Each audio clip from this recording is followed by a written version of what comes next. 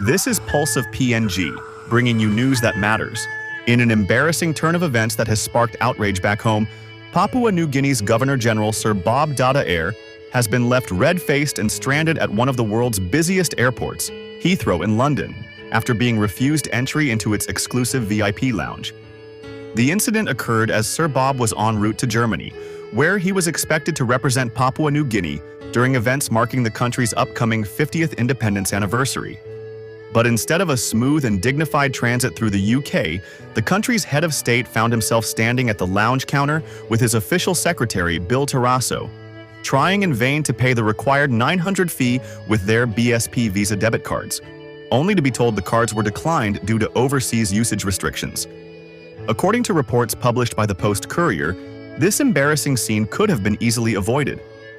Sir Bob's office says it did everything by the book, emailing BSP weeks in advance, on June 30th and again on July 11th, to notify the bank about the trip and to request a temporary lift on offshore and daily transaction limits for their official travel cards. The request was critical, covering not just lounge access, but also car hire, hotel accommodation, and other expenses while representing PNG overseas. But despite multiple calls and follow-up emails, the Governor General's office says BSP failed to process the request. When it came time to pay, the cards were blocked, leaving the head of state, the face of Papua New Guinea, unable to access a basic travel service that many leaders around the world take for granted.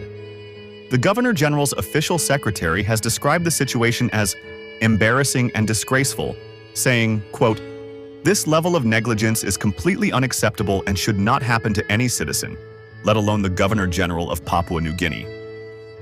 So, who is to blame? BSP has responded, confirming that the bank does enforce strict offshore transaction limits to protect its customers from international fraud. They also say it is standard practice for travelers to inform BSP in advance, so cards can be whitelisted for overseas use. Welcome to BSP Customer Service Center. This is Anne. How may I help you?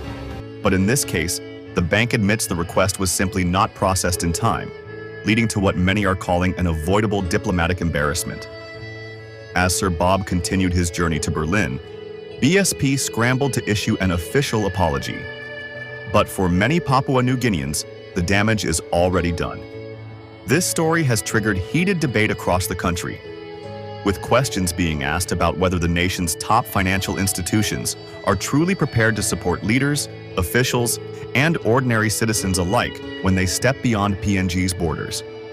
It's a reminder of how something as simple as a blocked debit card can have serious implications, not just for the individual, but for our country's image on the global stage.